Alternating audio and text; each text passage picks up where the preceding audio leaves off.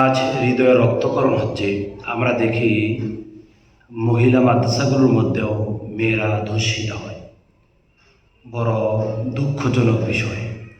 যেখানে থাকার কথা ছিল একজন আল্লাহর ওলি হওয়ার কথা ছিল, যেখানে দিনের ঝান্ডাকে উদ্দীর্ণ হওয়ার কথা ছিল, সেখানে আজকে আমার মেয়ে, আমার বোন ধর্ষিত হচ্ছে। কত ন্যাক্কারজনক বিষয়, কত দুঃখ ভারাক্রান্ত হৃদয় নিয়ে এই কথাগুলো বলতে হয়। আমার গোটা ব্যাকগ্রাউন্ড যদি বলি, স্কুল, কলেজ, ইউনিভার্সিটি, মাদ্রাসা, ছোটকাল থেকে মাদ্রাসায় পড়ালেখা করা, বিভিন্ন মাদ্রাসা পরিচালনা করা, আলহামদুলিল্লাহ বর্তমানে মাদ্রাসার শিক্ষক।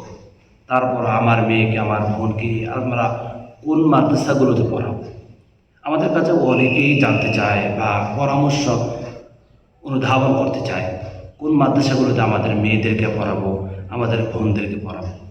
আমরা যেখানে মাদ্রাসার মেয়েদের জন্য সবচেয়ে আস্থাভাজন প্রতিষ্ঠান মনে করি, সবচেয়ে নির্ভরশীল প্রতিষ্ঠান মনে করি, সেই প্রতিষ্ঠানগুলোর মধ্যে অন্যতম প্রতিষ্ঠান হচ্ছে বাংলাদেশের কওমি মাদ্রাসাগুলোর মধ্যে সময়ে মহিলা মাদ্রাসা।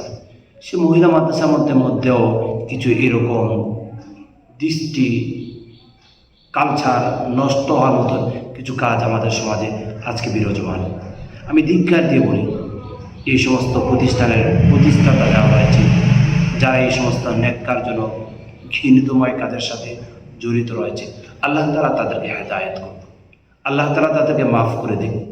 যদি এদের সামনে আরও অগ্রগামী হওয়া যদি শুরু করে দেয়, এই ন্যাক্কারজনক কাজ, এই ঘৃণিত কাজ, এই ধ্বংসলালিত কাজ, তাহলে বাংলাদেশের মাদ্রাসা লেভেলের যে ব্যাকগ্রাউন্ডের স্বপ্ন মানুষ দেখে, সেই স্বপ্ন থেকে অনেক অনেক দূর মানুষ ছিটকে পড়ে যাবে।